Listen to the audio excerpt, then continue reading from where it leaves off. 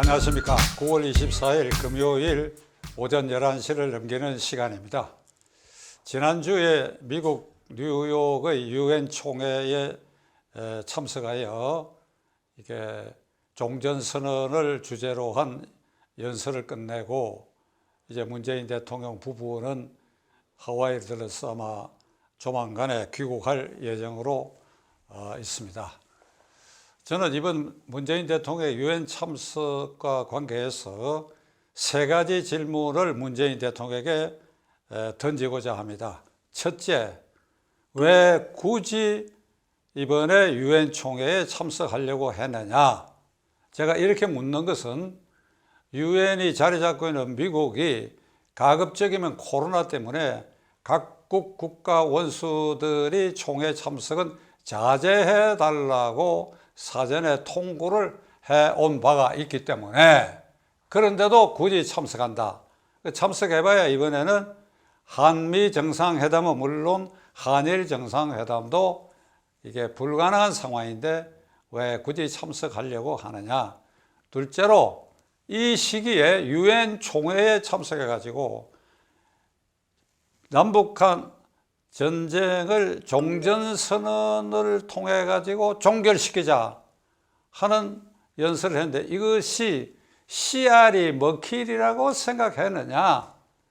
또 한 번의 평화쇼를 해보려고 하는 그런 본인의 의도를 나타냈을 따름이지, 미국을 비롯해서 일본 심지어는 북한으로부터 그 제안이 유엔에서 외면당하고 있지 않느냐. 그 외면당한 증거로서 문재인 대통령이 연설하는 그 본회의장에 각국 대표들이 거의 참석 안 했어요.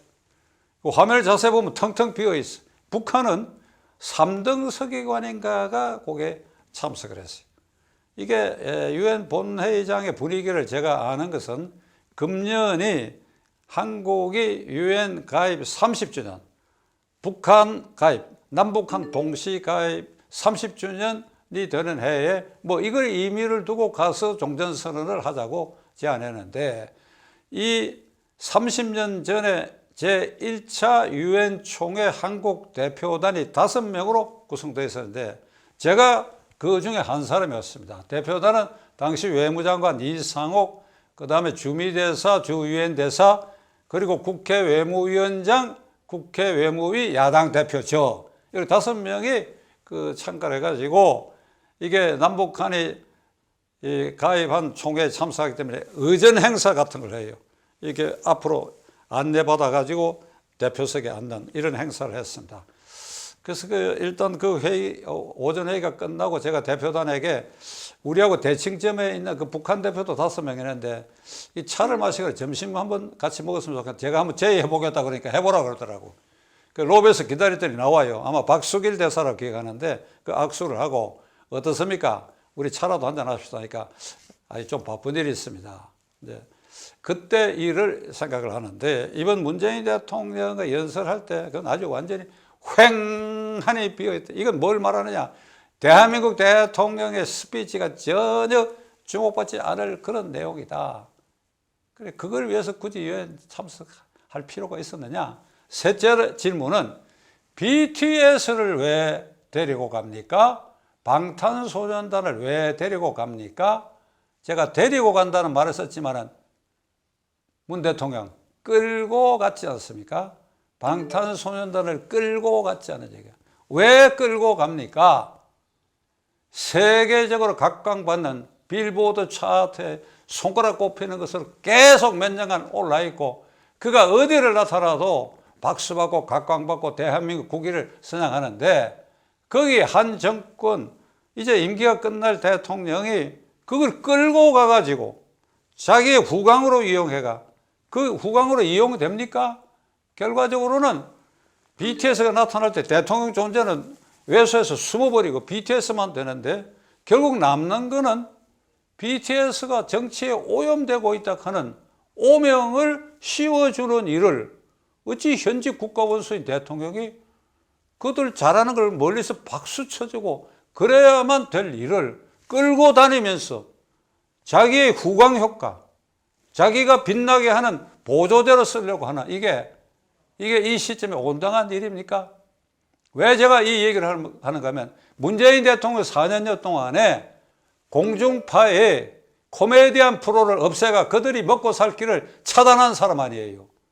그러니까 이런 거는 아주 허접스레게 취급해갖고 이게 대중문화를 어느 부분 말살을 시켜놔놓고 BTS가 세계적으로 뜨니까 이 후광을 이용하려고 듣자 하니 그 청와대의 그 쇼를 전담해서 이게 아주 그 기술자인 타견맨인가 하는 사람이 벌써 며칠 전에 가갖고 BTS와 대통령을 어떻게 등장시키는가 이렇게 뭐 연구를 하고 했다는 거 아닙니까?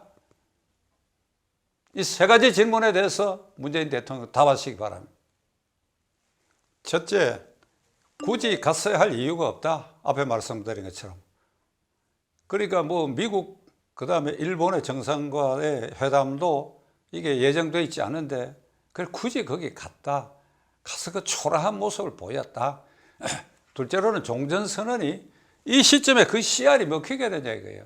그 종전선언이라는 건 지금 1953년 10월 27일 남북한이 전투 행위를 하는 그 선상에서 일단 총성을 멈추고 휴전하자. 그러니까 7월 27일 휴전협정을 맺은 거예요. 지금은 전쟁 상태지만 일시 전쟁이 중단된 휴전협정을 맺은 상태인데 이 휴전협정을 평화협정으로 대체하면 그것이 결국은 전쟁이 끝난 것이 그걸로 선언되는 것입니다. 그 평화협정을 맺기 위해서는 전쟁 책임을 가려야지요. 배상 책임도 가려야지요.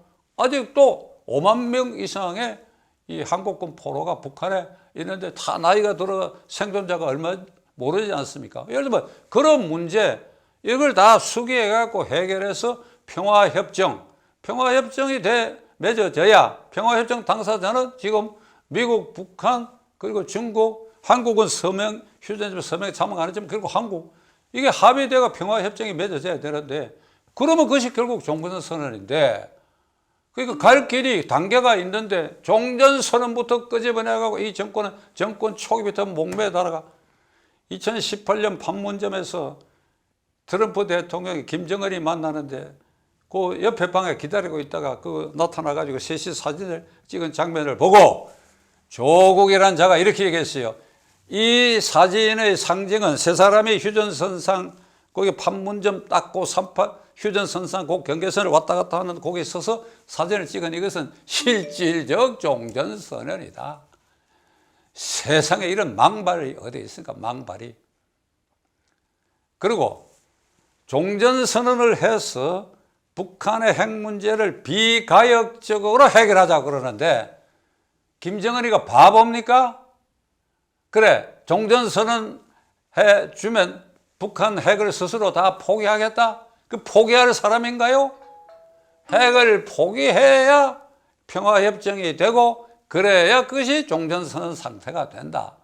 그런데 이 원칙을 무시하고 종전선언을 해서 북한으로 하여금 그리고 제재 완화도 하면 그래야 자연히 핵무기를 포기하는 불가역적 상태로 간다. 참 유치원 어린이 같은 순진 천박한 생각을 하는 이 정권 4년 내내 이 종전선언 탈행으로 시작해서 종전선언 탈행으로 결말이 나는데 유엔에 가서 창피만 당하고 왔다 이 말입니다. 방탄소년단 끌고 다니는 거 남은 임기 뭐 몇 달 안 남았는데 이제 그 짓 절대로 하지 마세요. 그 짓 절대로 하지 마세요. 하려면 코미디 프로 부활시키세요. 코미디 프로. 우차싸 웃으면 복이 와요. 봉숭아 학당 그 회복하세요. 한국에 언론 자유가 없다고 하는 거 난 다른 모든 걸 떠나서 공중파에 코미디 프로를 없앤 거 이것이 언론 탄압이지 아주 극명한 거 아닙니까? 자기들 빗대는 코미디 소재로는 절대로 문재인 대통령 정권 실세가를 이용해서는 안 된다고 하는 거 세상에 이런 억압 체제가 어디 있습니까?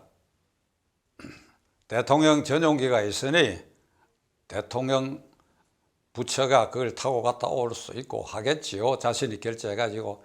그러나 그 기름값 같은 것을 생각해 봤을 때 이번에 이게 국가적으로 엄청난 손실이 있는 뉴욕 순방이었다.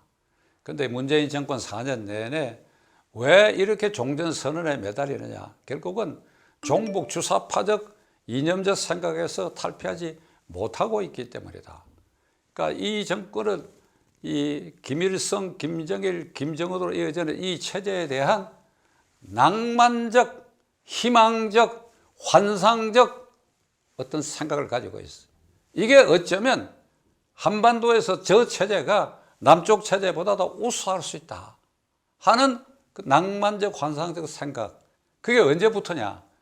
오래전부터 따질 수 있지만 가까이에서 따진다면 50 정권 때 현재의 586 세대 이 사람들이 대학교 재학생일 때 반미자주화, 반독재 민주화 두 가지 구호로 이 정권과 투쟁한 것입니다. 반미자주화는 왜 나왔느냐?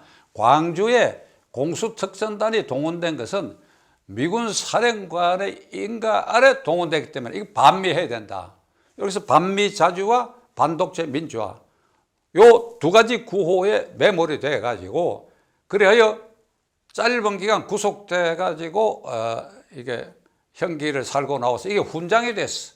나머지 학생들은 그러질 못했으니까 지극히 소수만 그랬으니까 이건 우리는 학업을 희생하면서 이렇게 싸웠다. 이거 훈장이 돼 가지고 그리고 다음으로 야권의 국회의원으로 진출하기 시작해가지고 드디어 586이 되는 여기에 이르러서는 대통령 비서실장 장관 이게 총리 김부겸도 그 아류예요. 여기까지 이제 배출이 돼가 완전히 기득권 세력화 되고 잘 먹고 잘 살고 그러니까 이걸 포기할 수가 없다고 지금에 와가지고 그러면 그 당시 80년대에 이러한 생각을 굳혀준 것은 우선 소련과 중국의 이 해방 후에 6.25 전후까지의 일체의 외교 문서가 동결이 되어 있었다. 그러니까 동결이 되어 있기 때문에 이영희 씨 같은 사람이 쓴 책 해방 전후사 인식 전환시대의 논리가 어떤 논리냐? 이승만은 미국의 괴뢰로서 친일파와 결탁한 대한민국 정부를 수립했기 때문에 이건 정통성이 없다. 김일성만이 유일 합법적인 민족주의 정권이고 한반도 유일 정권이다. 요 설명에 완전히 매몰돼 버렸어. 완전히 매몰돼 버렸어.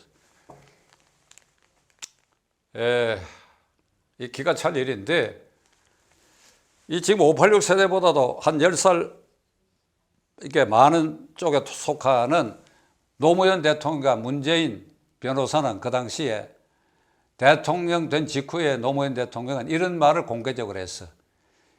해방 전후사의 인식, 그러니까 해전사라 그러죠. 전환시대 논리, 이걸 읽고 이게 대한민국 정부는 태어나지 말아야 할 정권이라고 이게 내가 확인했을 때 피가 거꾸로 쏜다 그랬어요. 이게 이런 수준의 사람이 대한민국 대통령을 했어. 거기에 붙어 있었던 게 문재인이야. 이 생각에서 지금 탈피하지 못해.